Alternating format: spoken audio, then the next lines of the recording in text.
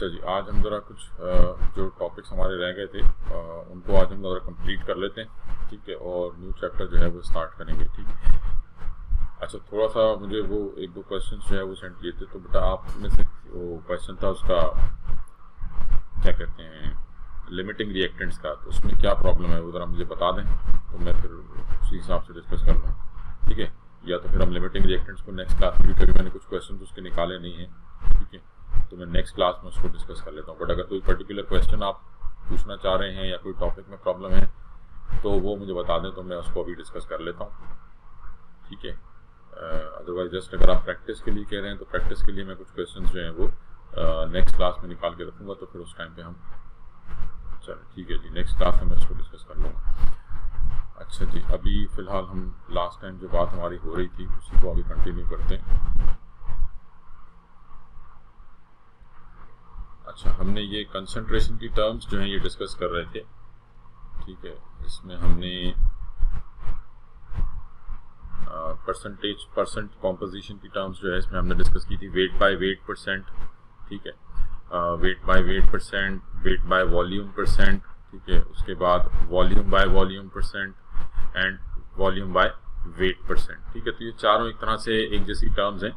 ऐसा कोई बहुत ज़्यादा इंपॉर्टेंट नहीं है ये टर्म्स, क्योंकि सिन बोर्ड में तो ये बिल्कुल भी नहीं है, बट फिर भी जस्ट आप कह लें कि सेफ साइड पे रहने के लिए कि अगर इसमें से कोई क्वेश्चन आ जाए तो आपको मालूम हो कि किस तरह से इसको सॉल्व करना है। और है आसान, बिल्कुल कोई इतनी मतलब मुश्किल चीज़ नहीं है, तो सिंपल सा कॉन्सेप्ट है, तो जस्ट वो आपको ध्यान में रखना है और आसानी से आप इसको सॉल्व कर लेंगे, ठीक है जी। अच्छा, नेक्स्ट जो हम बात करेंगे,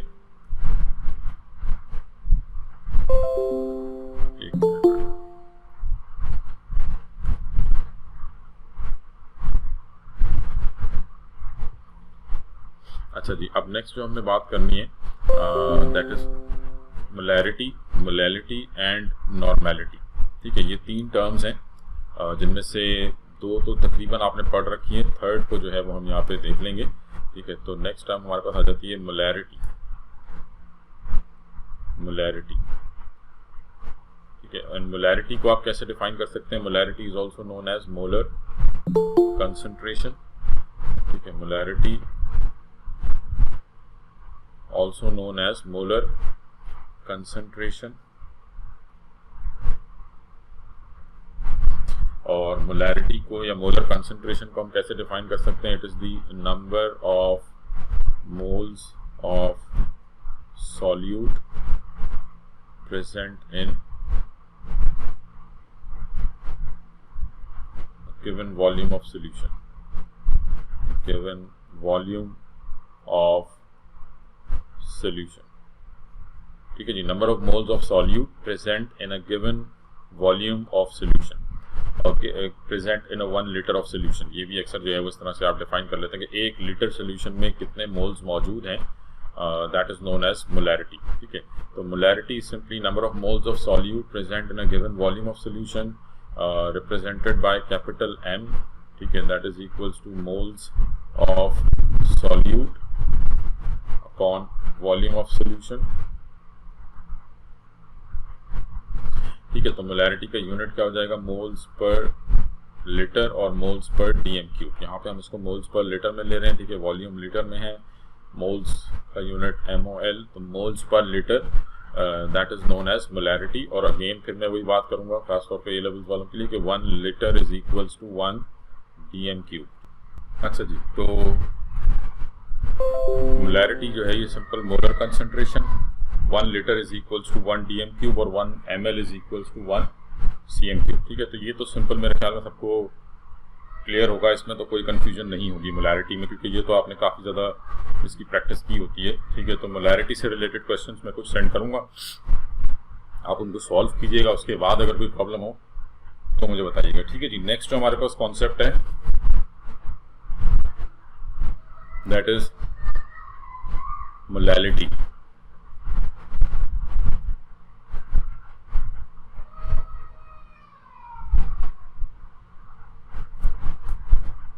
मोलैलिटी, ठीक है। अब ये नाम कुछ जो है वो एक जैसे लगते हैं, तो इसलिए इसकी ज़रा डेफिनेशन हम देख लेते हैं। मोलैलिटी जो है ये क्या है, इसको आप कैसे डिफाइन करेंगे? It is the number of moles of solute, number of moles of solute present in 1 kilogram of a solvent।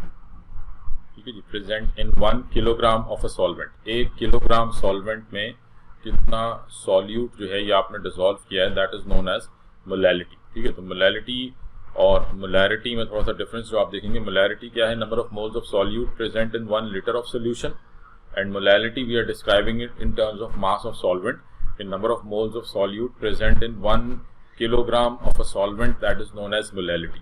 ठीक है, तो मोलैलिटी जो है इसको रिप्रेजेंट किया जाता है स्मॉल m से, रिप्रेजेंटेड बाय स्मॉल m। ठीक है, moles of solute, moles of solute divided by mass of solvent, moles of solute divided by mass of solvent, moles of solute in moles, mass of solvent in kilograms। तो molality का unit क्या हो गया? Moles per kilogram. ठीक है जी, moles per kilogram जो है ये आपके पास इसका यूनिट हो गया। ठीक है, तो ये सिंपल आपने ध्यान में रखना है कि मोलैरिटी और मोलैलिटी, ठीक है, इन दोनों के अंदर जो डिफरेंस है, ठीक है, मोलैरिटी और मोलैलिटी के अंदर का डिफरेंस कि molarity is the number of moles of solute present in 1 litre of solution, and molality क्या है? It is the number of moles of solute present in 1 kilogram of a solvent. 1 kilogram solvent में कितने moles मौजूद हैं solute के, that is known as molality. ठीक है, तो ये इसके भी सिंपल क्वेश्चन होंगे कि लेट से आपको मास ऑफ सॉल्वेंट दे दिया गया, मास ऑफ सॉल्यूट दे दिया गया और फिर आपसे मोलैलिटी कैलकुलेट करने को कहा गया, तो वो आप सिंपल पहले सॉल्यूट के मोल्स निकाले और फिर आपने उसको सॉल्व कर लिया। ठीक है, तो ये कि मोलैरिटी और मोलैलिटी से रिलेटेड जो क्वेश्चंस हैं वर्कशीट है, असल में मैंने आपसे सबसे रिक्वेस्ट की है कि वो गूगल क्लासरूम जो है वो आप लोग ज्वाइन कर लें, क्योंकि आप जितनी भी आप समझें कि जो क्वेश्चंस हैं वो मैं क्लासरूम में जो है वो शेयर करूँगा, तो वो मैं उस पर वर्कशीट जो है वो बना रहा हूँ, तो उसमें डायरेक्ट आपके पास आंसर जो है वो वहीं पे आंसर की वहीं पे आपके पास आ जाएगी, तो वो ज़्यादा आसानी हो जाएगी हमारे लिए। ठीक है, तो इसलिए जिन्होंने अभी नहीं ज्वाइन किया तो वो ज्वाइन कर लें। तो अब से मतलब आज से इंशाल्लाह ताला मैं उसमें MCQs जो है वो अपलोड करना शुरू करूँगा। ठीक है, अच्छा, मोलैरिटी और मोलैलिटी ये 2 टर्म्स हो गई आपके पास। देन थर्ड टर्म है normality. Normality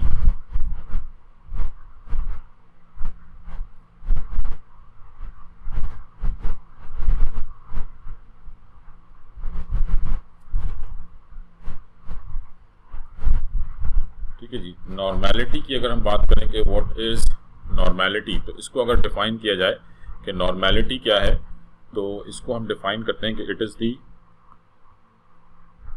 number of gram equivalents. पहले तो आप ये डेफिनेशन लिख लें, फिर हम इसको एक्सप्लेन करते हैं। It is the number of gram equivalents, number of gram equivalents of solute which are present in solute, number of gram equivalents of solute which are present in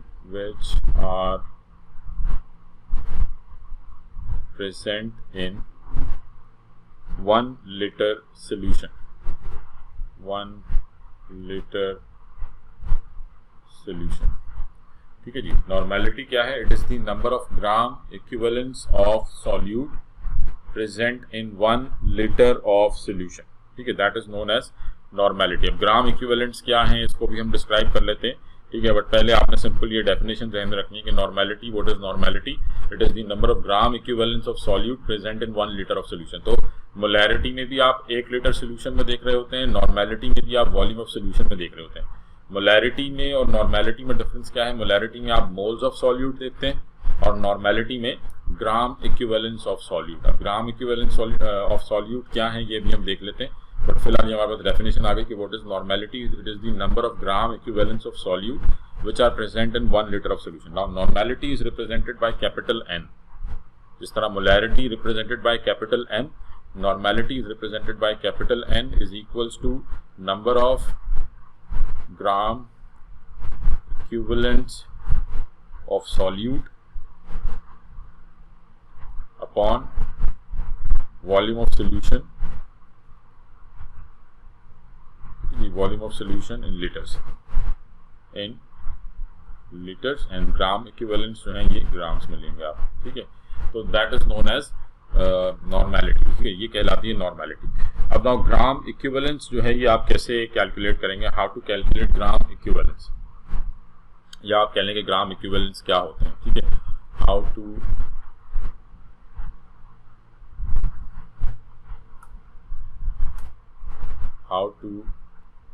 calculate gram equivalents, gram equivalents जो हैं ये आपने कैसे calculate करने हैं। तो ग्राम equivalents क्या हैं, basically it is the mass, और मोलर मास कह लें या मॉलिक्यूलर मास कह लें, ठीक है। Gram equivalent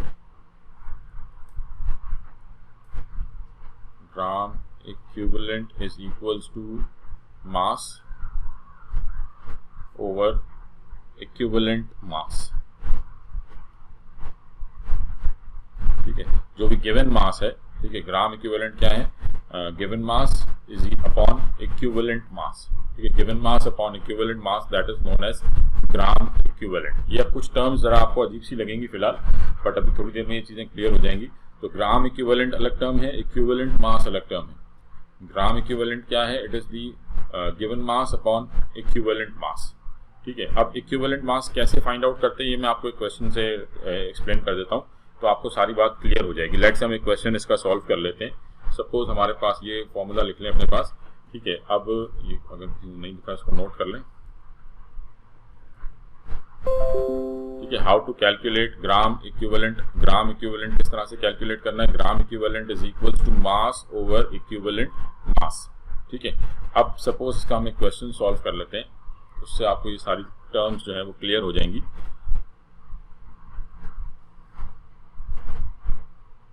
If 0.98 grams of H2SO4 are present in 500 ml solution, find normality. If 0.98 grams of H2SO4, if 0.98 grams of H2SO4 are present in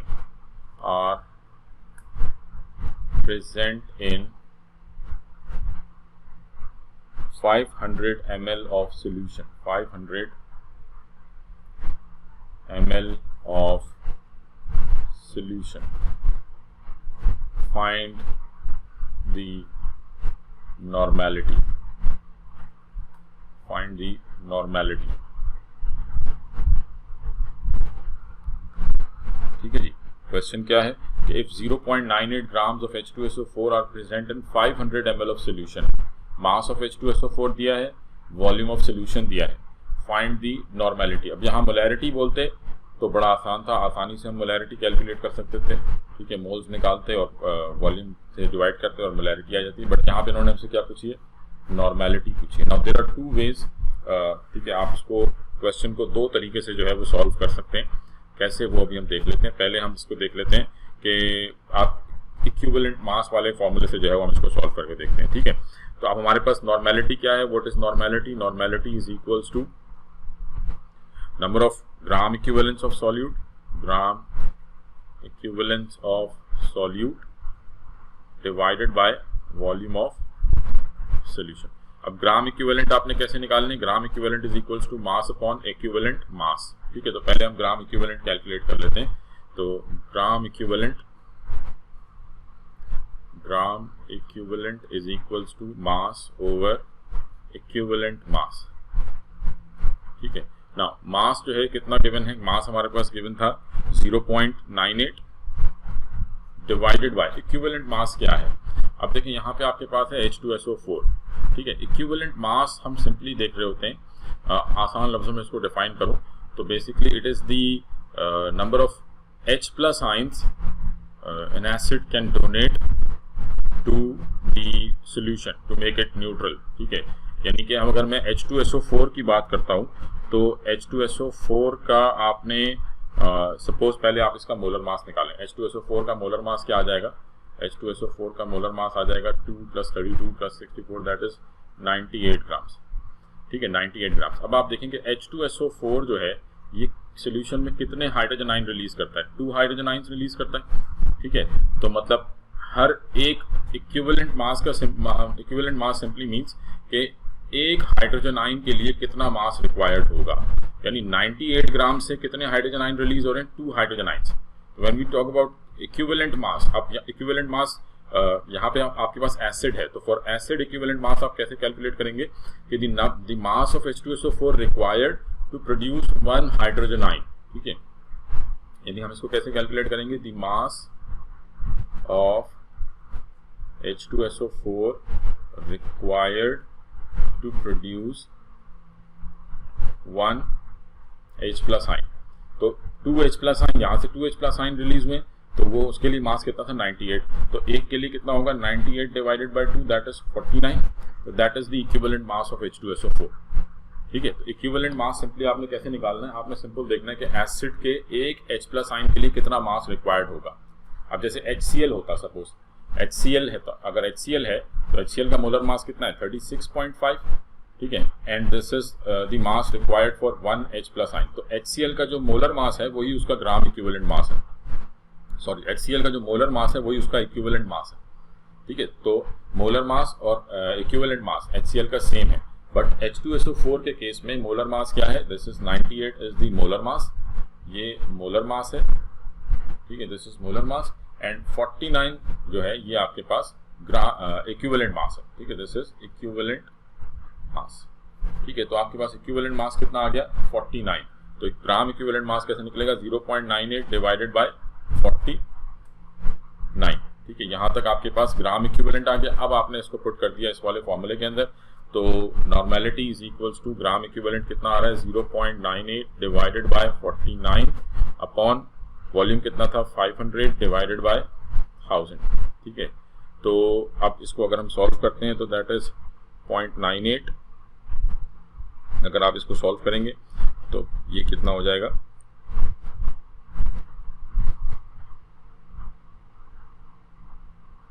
0.98 और ये 49 1 49 49 2 98 500 और यहाँ पे आपने एक जीरो लगा दिया, तो ये हो जाएगा 2/1 अपॉन 1/। चलिए इसका फिलहाल आप डायरेक्ट आंसर देख लें कि यहाँ तक बेटा बात समझ में आई है 0.04, ठीक है, यहाँ तक बात समझ में आई है जी, 0.004 आएगा आंसर जी। ग्राम इक्विवेलेंट और इक्विवेलेंट मास क्या डिफरेंस है, is it clear to everyone, इसमें क्या डिफरेंस है, ग्राम इक्विवेलेंट में और इक्विवेलेंट मास में क्या डिफरेंस है, ठीक है। तो आपके पास आंसर जो है वो यहाँ पे आ जाएगा। फिलहाल में कैलकुलेशन जो है वो आप इसको देख लें, तो 0.004 जो है ये आपके पास इसमें आंसर आएगा, तो that would be the normality of this solution. ये आपने नॉर्मेलिटी निकाली। अब देखिए ये हमने एसिड के लिए कैलकुलेट किया, यानी अब आप सोचेंगे जी ये तो चले एसिड था तो मैंने इक्विवेलेंट मास निकाल लिया, ठीक है। तो खैर आपके पास मतलब आपको जस्ट सिंपल थोड़ा सा ये आइडिया होना चाहिए, ऐसे कोई लंबी कैलकुलेशन तो आनी नहीं है आपके पास, तो जस्ट आपको थोड़ा सा आइडिया होना चाहिए कि नॉर्मेलिटी का कॉन्सेप्ट क्या है। 0.004 यहाँ से हमारे पास आंसर आ गया, ठीक है। अच्छा, अब अगर सपोज यहाँ पे बेस होती, यानी हमने नॉर्मेलिटी को कैसे डिफाइन किया कि what is normality, normality is equals to gram equivalent mass of solute upon volume, ठीक है। आपने इस तरह से इसको डिफाइन किया। और ग्राम इक्विवेलेंट आप कैसे ले रहे हैं, gram equivalent is equals to mass over equivalent mass, ठीक है। इक्विवेलेंट मास एसिड है तो आपने देख लिया कि पर हाइड्रोजन आयन आपने देखना है। अगर बेस होती सपोज NaOH होता तो इक्विवेलेंट मास आप कैसे निकालेंगे, पर OH आयन, ठीक है। यानी एसिड के लिए एसिड है HCl, इसके लिए इक्विवेलेंट मास कैसे निकलेगा, पर H आयन। NaOH के लिए पर OH आयन, कोई भी बेस है उसके लिए आपने पर OH आयन। और फिर अगर ना एसिड हो ना बेस हो, सपोज अगर कोई सॉल्ट हो NaCl है, ठीक है, तो इसका इक्विवेलेंट मास कैसे निकलेगा, पर कैटाइन, ठीक है, पर कैटाइन या पर एनाइन के हिसाब से, बट नॉर्मली हम पर कैटाइन सॉल्व करते हैं। लेट्स से Na2CO3 है, सोडियम कार्बोनेट Na2CO3। अब इसका मोलर मास कितना आएगा, सोडियम 23 × 2 46 प्लस 12 प्लस 48 कितना हो जाएगा, ये इसको ऐड करें तो कितना हो जाएगा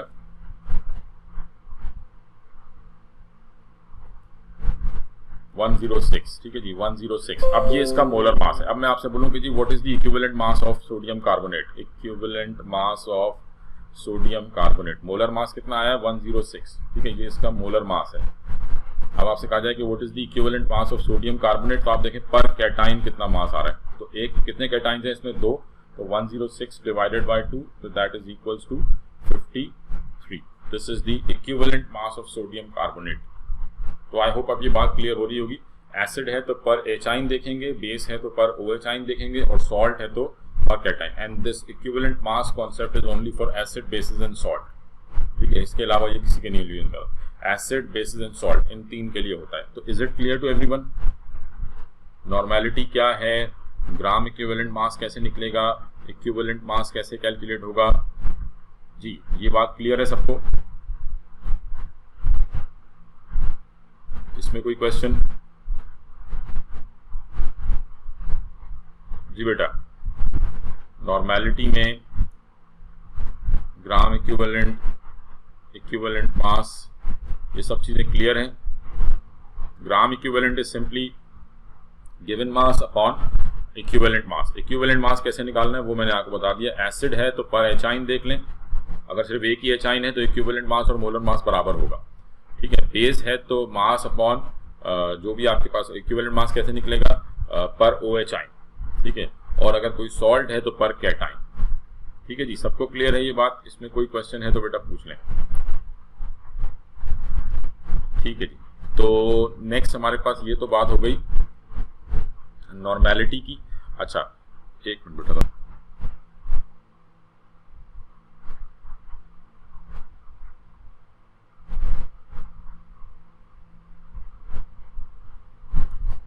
अच्छा जी, ठीक है। तो यहाँ तक बात क्लियर हो गई है सबको कि किस तरह से आपने नॉर्मेलिटी जो है वो कैलकुलेट करनी है। अच्छा, अब नेक्स्ट जो हमने इसमें देख लिया मोलैरिटी, मोलैलिटी और नॉर्मेलिटी, ठीक है। नेक्स्ट हमारे पास जो इसमें कॉन्सेप्ट है that is mole fraction, and I hope mole fraction भी सबको क्लियर होगा कि मोल फ्रैक्शन क्या होता है।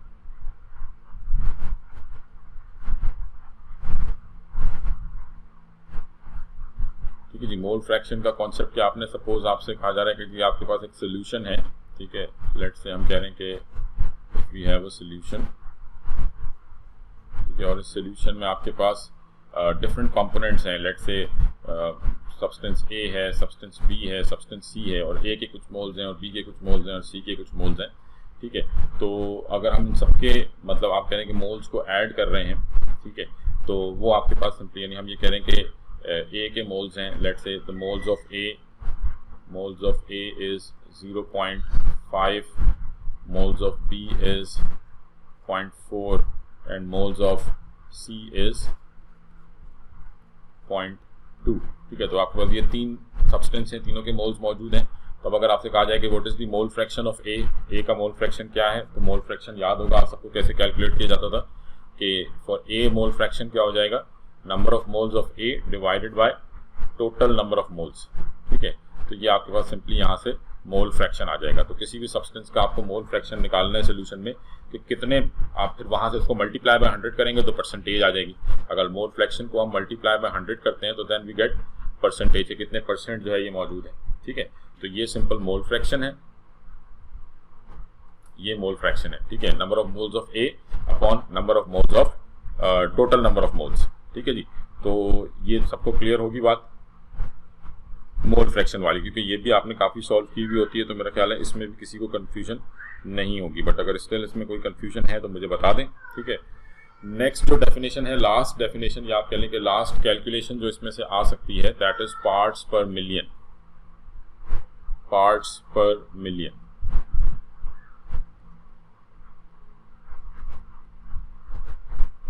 ठीक है जी। और पीपीएम, ठीक है जी। पार्ट्स पर मिलियन या पीपीएम क्या है, इसको हम कैसे डिफाइन करेंगे? It is the number of parts, number of parts by weight और वॉल्यूम, ठीक है। वेट भी हो सकता है, वॉल्यूम भी हो सकता है। Number of parts by weight और volume, number of parts by weight और volume of a solute, of a solute per million parts per million parts by weight or volume of the solution, by weight or volume of the solution.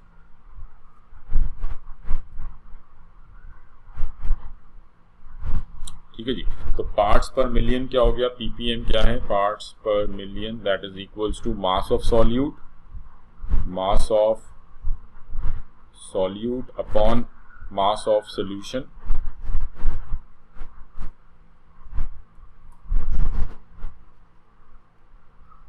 Into 10 raised to power 6 parts per million. ठीक है, mass of solute upon mass of solution into 10 raised to power 6. So it is the number of parts by weight और volume, कि आपको mass given हो कि जी इतने ग्राम solute है, इतने ग्राम सॉल्वेंट में सोल्यूशन में, तो बताएं पार्ट्स पर मिलियन। अगर लेट से मुझसे कहा जाए कि जी 1 ग्राम सॉल्यूट डिजोल्व हुआ है 1000 ग्राम सॉल्वेंट में, तो calculate the parts per million, तो हम सिंपली ये देख रहे हैं कि अगर 1 ग्राम 1000 ग्राम में 1 डिजोल्व हुआ है तो 1 मिलियन में कितना डिजोल्व हुआ होगा। ठीक है, तो that is just simply parts per million. ठीक है, तो पार्ट्स पर मिलियन क्या है कि हर 1 मिलियन ग्राम्स के अंदर कितना सॉल्यूशन के अंदर, हर 1 मिलियन ग्राम सॉल्यूशन के अंदर कितना सॉल्यूट जो है वो डिसॉल्व हुआ है, तो that is simply parts per million. ठीक है, तो लेट्स से कि अगर आपसे कहा जाए कि सी वाटर हैज 5 पॉइंट्स, इसका एक क्वेश्चन जो है वो हम देख लेते हैं।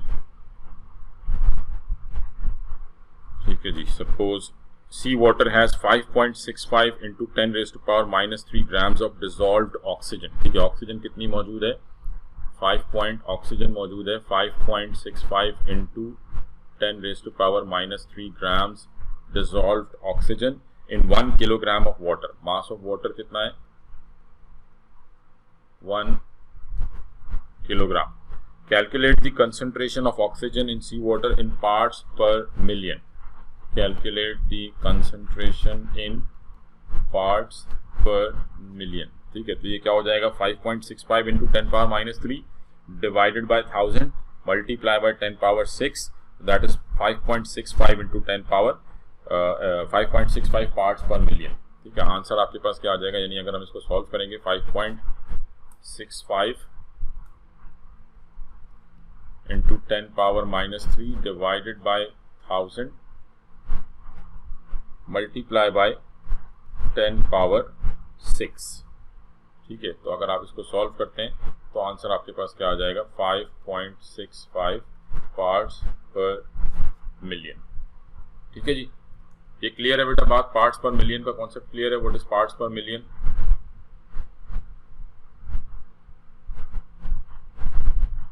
दोनों का यूनिट किसमें,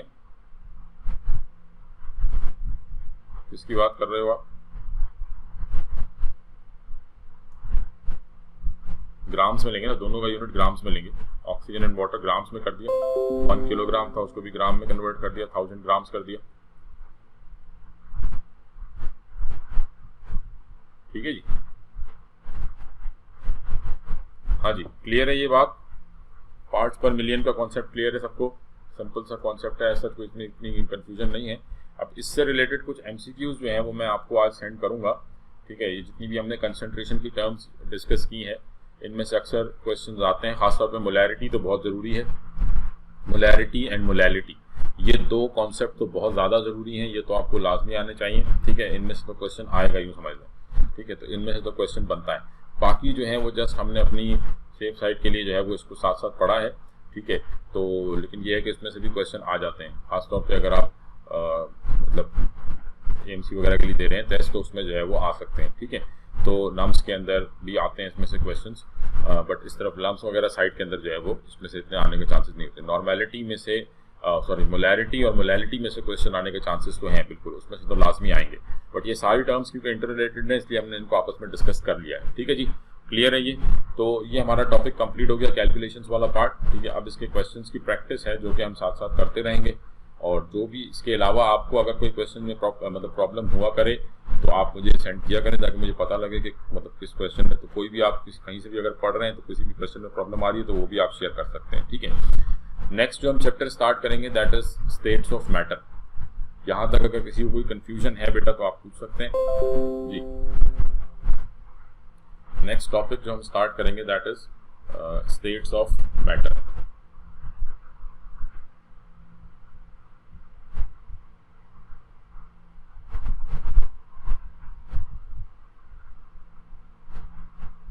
ये भी आप समझ लें कि एंट्री पॉइंट ऑफ व्यू से काफी ज्यादा इंपॉर्टेंट चैप्टर है।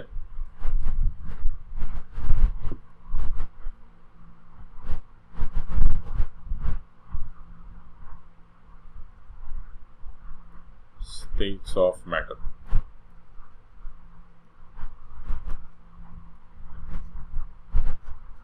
ठीक है, इसमें सबसे पहला जो कॉन्सेप्ट हम पढ़ेंगे दैट इज गैसेस को स्टडी करेंगे। ठीक है ना। अब इसमें सबसे पहले तो आपके पास काइनेटिक मॉलिक्यूलर थ्योरी जो है वो आ जाती है। काइनेटिक मॉलिक्यूलर थ्योरी आप सबने पढ़ी हुई है, उसके मेजर पॉइंट आप सबको मालूम है। कुछ बेसिक चीजें हैं जो हमें यहाँ पर डिस्कस करनी है। ठीक है, पहली बात तो आपको मालूम है कि gases they don't have a definite volume and occupy all the available space. जितनी अवेलेबल स्पेस होती है सबकी सब जो है वो ऑक्यूपाई करती हैं। ठीक है, the volume of gas is the volume of the container. जो भी गैस का वॉल्यूम है वही कंटेनर का वॉल्यूम होगा। ठीक है, ना तो कोई फिक्स शेप होती है, ना डेफिनाइट शेप है, ना डेफिनाइट मतलब they take the shape of container. ठीक है, अच्छा, इसके अलावा हम ये कह सकते हैं कि due to low density of gases as compared to those of liquids and solids, the gas bubbles rises through liquids and tends to rise. ठीक है, तो हम ये कहते हैं कि due to low density,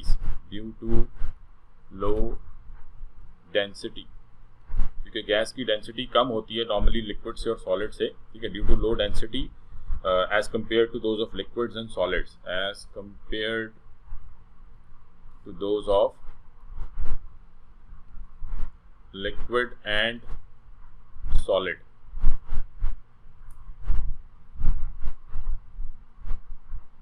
gas bubbles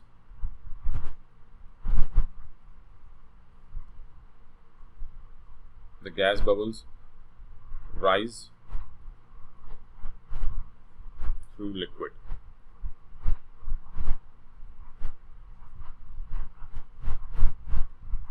gas bubbles जो है ये लिक्विड में राइज करते हैं। ठीक है, डिफ्यूजन और इफ्यूजन का कॉन्सेप्ट वो हम डिटेल में डिस्कस करेंगे। डिफ्यूजन तो आपको मालूम है, इफ्यूजन जो है वो हम डिस्कस करेंगे किस चीज़ के ऊपर डिपेंड करती है, फिलहाल उसको भी हम छोड़ रहे हैं। ठीक है, अच्छा, gases can expand on heating और by increasing the available volume. आप हीट करेंगे तो गैसेस एक्सपेंड होंगी, वॉल्यूम बढ़ाएंगे तो गैसेस एक्सपेंड होगी। ठीक है, इसके अलावा एक और चीज़ जो ध्यान में रखें आप, दैट इज के सॉलिड एक्सपेंशन कॉजेज कूलिंग। ठीक है, गैस को अगर आप एकदम से एक्सपेंड करते हैं, ठीक है, हम कहते हैं कि when sudden expansion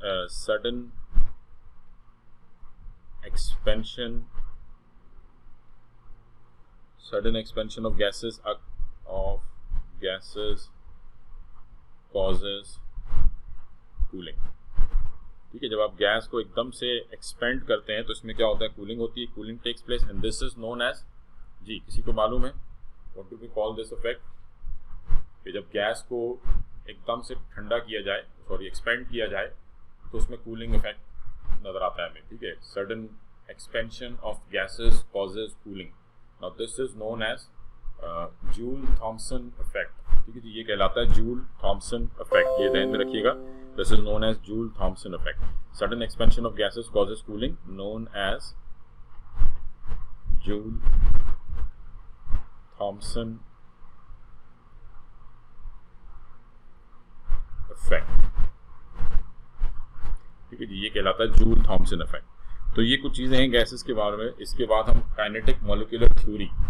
kinetic molecular theory आप सबने ऑल्दो पढ़ रखी है, बट इसके कुछ पॉइंट्स जो है वो मैं जरा यहाँ पे डिस्कस करना चाहूँगा। काइनेटिक मॉलिक्यूलर थ्योरी, ठीक है, KMT और काइनेटिक मॉलिक्यूलर थ्योरी। तो जब हम काइनेटिक मॉलिक्यूलर थ्योरी की बात करते हैं तो सबसे पहली चीज़ जो आपको ध्यान में रखनी है, और यानी काइनेटिक मॉलिक्यूलर थ्योरी बेसिकली ये हम इसमें डिस्क्राइब कर रहे हैं गैस के बिहेवियर को।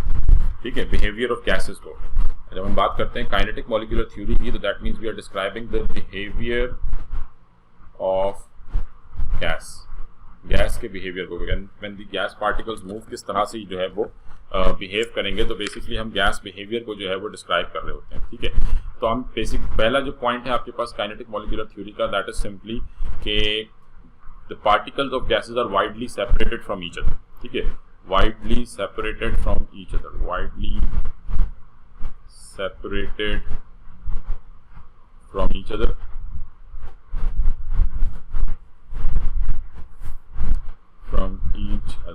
Gas particles are widely separated from each other and due to which they have huge spaces between them. ठीक है, और यू कह लें कि आप इनका जो अपना वॉल्यूम होता है, ठीक है, widely separated from each other but having negligible volume. ठीक है, तो they have huge spaces between them and negligible volume. यानी गैस पार्टिकल का अपना वॉल्यूम जो है वो आप निगलेक्ट कर सकते हैं. जितनी ज़्यादा स्पेस बढ़ जाती है, पार्टिकल्स के दरमियान स्पेस इतनी ज़्यादा हो जाती है कि गैस पार्टिकल का अपना वॉल्यूम जो है वो निगलेक्ट किया जा सकता है. This is what you have studied in AS level and सिन बोर्ड में भी आपने ये पढ़ा हुआ है कि गैस का अपना वॉल्यूम जब हम उसको स्पेस के साथ कंपेयर करते हैं तो गैस के पार्टिकल का अपना वॉल्यूम जो है वो नेग्लिजिबल होता है and that's why they are very easy to compress. ठीक है. Secondly, they are in continuous motion. Gas particles are in continuous motion. Movement जो है वो इनमें हर वक्त जो है वो होती है. ठीक है. तो travelling in straight path. Normally जो आपका गैस पार्टिकल है ये स्ट्रेट पाथ में ट्रैवल करता है बट ड्यू टू कोलिजन्स, यानी लेट से मैं कहता हूँ कि मेरे पास ये एक सिलेंडर है जिसमें गैस का पार्टिकल मौजूद है. ठीक है. तो जो गैस का पार्टिकल है it travels in straight path. Let say ये गैस पार्टिकल है और इसके इर्द गिर्द और दूसरे पार्टिकल्स जो हैं वो मौजूद. तो अब ये जो पार्टिकल है, this particle travels in straight path but due to collision इसका पाथ जो है वो चेंज होता रहता है कि कभी इससे टकराया कभी इससे टकराया. तो इस तरह से ये मूव करता है. तो travel in straight path between collision but in random directions. Random directions में मूव कर रहा होता है. अच्छा जी, the average distance between collision. ठीक है. लेट से कि ये यहाँ पे ये पार्टिकल था, ये यहाँ आके टकराया, फिर ये यहाँ आके टकराया. तो इन दोनों कोलिजन्स के दरमियान जो डिस्टेंस इसने ट्रेवल किया है, the average distance covered between collisions, this average distance is known as mean free path. ठीक है. ये क्या कहलाता है? mean free path. तो the average distance covered between collisions, the average distance covered between collisions is known as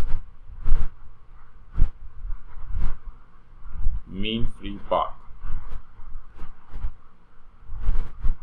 ये क्या कहलाता है? मीन फ्री पाथ कहलाता है. The average distance covered between collisions is known as mean free path. उसके अलावा बाकी के जो आप कह लें कि पोस्टुलेट्स हैं वो आप सबको क्लियर होंगे कि मॉलिक्यूल्स को लाइट करते हैं, इलास्टिकली कोलिजन्स होती हैं. Elastic collisions means they do not lose energy. ठीक है. इसके अलावा जो प्रेशर, गैस जो प्रेशर एक्सर्ट करती है that is due to the collisions with the walls. ठीक है. Gases exert pressure, gas exert pressure by hitting the walls of container, by hitting the walls of container. ठीक है. और in an ideal gas there are no attractions or repulsions between gas particles. No attraction or repulsion. ना तो किसी किस्म की attraction होती है ना ही किसी किस्म की कोई रिपल्शन होती है.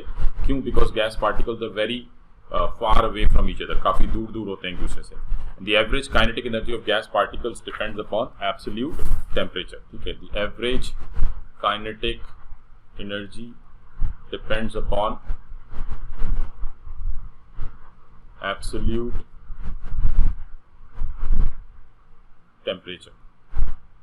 ठीक है. एवरेज काइनेटिक एनर्जी जो है ये किस चीज़ के ऊपर डिपेंड करेगी? एब्सोल्यूट टेम्परेचर के ऊपर डिपेंड करेगी. और हम ये कह सकते हैं कि एट अ गिवन टाइम हम पार्टिकल्स की इंडिविजुअल एनर्जीज नहीं देखते बल्कि एवरेज काइनेटिक एनर्जी जो है वो देख रहे होते हैं. तो ये कुछ पॉइंट्स हैं आप कह लेंगे काइनेटिक मॉलिक्यूलर थ्योरी के. ठीक है. उसके बाद गैस लॉज वगैरह आते हैं. अच्छा, अब ये जो पॉइंट्स हैं, all these points are explaining the behaviour of an ideal gas. ठीक है. ये जितने भी पॉइंट्स हैं, all these points are explaining the behaviour of ideal gas. ये ध्यान में रहे कि these points are explaining, these points or postulates are explaining the behavior of ideal gas. Ideal gas के बिहेवियर को एक्सप्लेन करते हैं. तो आइडियल गैस सिंपली क्या है? Gas which follows the KMT completely. ठीक है. आइडियल गैसेस और रियल गैसेस के डिफरेंस को भी हम आगे डिस्कस करेंगे. और फिर नेक्स्ट कुछ लॉज हैं, Boyle's law, Charles law, Gay Lussac's law, Avogadro's law, तो इनकी जो स्टेटमेंट्स हम इंशाल्लाह ताला कल डिस्कस करेंगे, ठीक है। और फिर उसके बाद इससे रिलेटेड किस किस्म के MCQs आ सकते हैं वो भी देखेंगे, एंड देन फिर हम आगे ग्राम्स लॉ ऑफ डिफ्यूजन, उसके अलावा जो दूसरे Dalton's law of partial pressure है, तो ये कुछ लॉज हैं जो अब कल हम इंशाल्लाह ताला ये सारे लॉज जो हैं वो डिस्कस कर लेंगे, और इससे रिलेटेड MCQs भी जो है वो हम साथ साथ सॉल्व करते रहेंगे, ठीक है। इसमें यहाँ तक बेटा कोई कन्फ्यूजन? जी, यहाँ तक बात क्लियर है? कोई कन्फ्यूजन किसी के जहन में?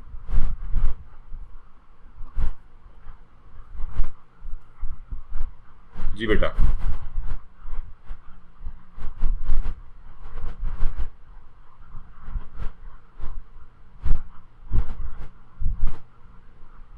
ठीक है जी, सबको क्लियर है? कोई क्वेश्चन हो आपका? आज खास तौर पे जो हमने ये नॉर्मेलिटी वाला कॉन्सेप्ट डिस्कस किया है, PPM का कॉन्सेप्ट डिस्कस किया है, ये कुछ नई चीज़ें थी और इनमें से क्वेश्चन आ भी सकते हैं, इसलिए इनको ज़रा एक दफ़ा अच्छी तरह से और देख लीजिएगा, और कंसंट्रेशन वाली टर्म्स जितनी भी हैं इन सबको अच्छी तरह से देख लीजिएगा, ठीक है। बाकी ये गैस लॉज वगैरह ये तो आपने पढ़े हुए हैं, इसमें तो ऐसा कोई इतनी प्रॉब्लम नहीं होगी आपको, ठीक है। तो इंशाल्लाह कल हम इसको आगे कंटिन्यू करेंगे यहीं से, और कल वही सेम टाइम पे आपकी 8 बजे क्लास होगी, ठीक है। कल 8 बजे ही क्लास होगी, ठीक है बेटा। और जिन्होंने क्लासरूम ज्वाइन नहीं किया तो वो क्लासरूम ज्वाइन कर लें, आज से मैं उसमें क्वेश्चन जो है वो अपलोड करना शुरू कर दूँगा, ठीक है जी। अल्लाह हाफिज़।